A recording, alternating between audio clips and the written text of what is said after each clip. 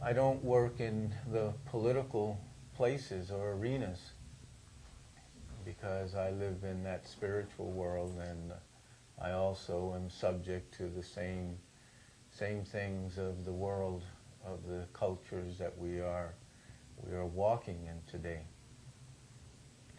Long ago, in the remembrance of my people and of our people, we lived with the land, we lived with the water, we lived with the air, and we loved and respected everything.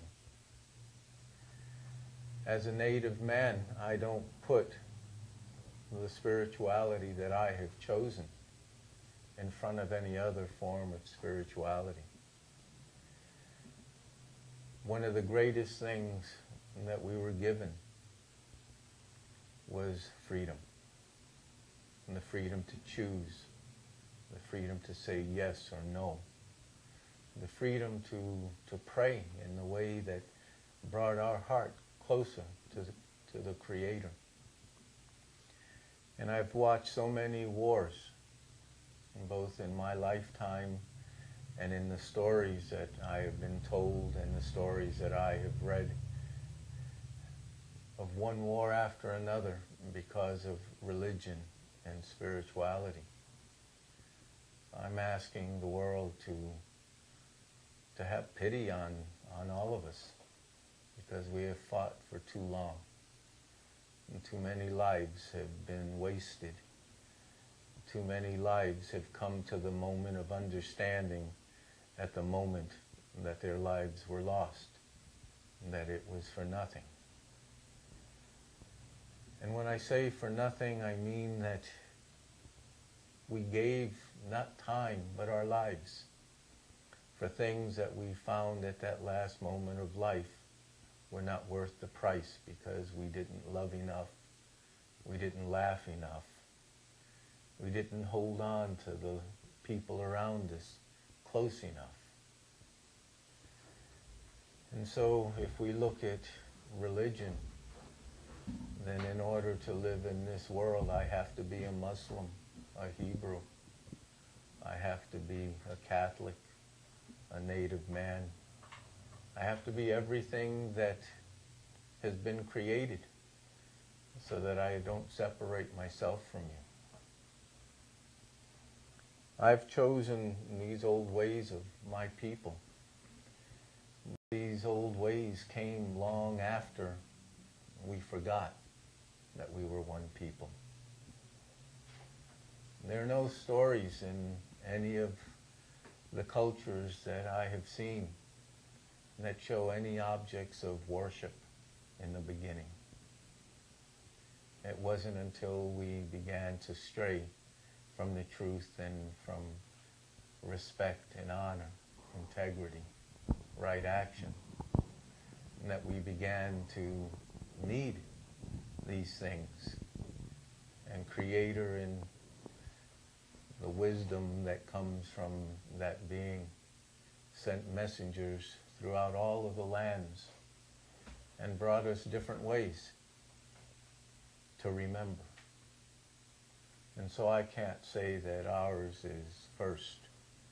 I can't say that ours is better. But I can say that I was blessed in having the freedom to choose. But I will never in my lifetime put what I chose in front of what you choose. I'm not used to speaking like this. Usually we have the opportunity to reach out to the people that are standing in front of us. So I send my spirit with the spirit of the eagle to hopefully touch each and every one of you, to hopefully reach out and show you our hearts. We see technology being used in a good way and in a not so good way. And how we use it depends on us. And so I ask that each of you out there begin to use it in a better way, one that doesn't give you so much power that you hurt one another with it. I ask that you use it in a way that you don't take away from others. And I'm asking that we again learn how to be peaceful. From the beginning of time, we have those memories deep within ourselves. I'm not a learned man in the dominant culture schools. I have walked in the way of my elders and my ancestors, and many of the indigenous people throughout the world are being pushed aside while the things that were most important are being taken. I ask you to have pity on those who do not understand. But I also ask you to understand that nothing is lost or stolen. They can't steal your way of prayer. They can't steal your touching spirit in the way that you choose. They can mimic those things, but they can't have those things if it's not truly in their heart. I see so much struggling with our people who believe our ways are being stolen. But if someone can steal a piece of me that brings them closer to Creator, then I should have probably given it to them before they ever came to that place. I ask you to be patient with me for all of the things that I do not know and that I may not say.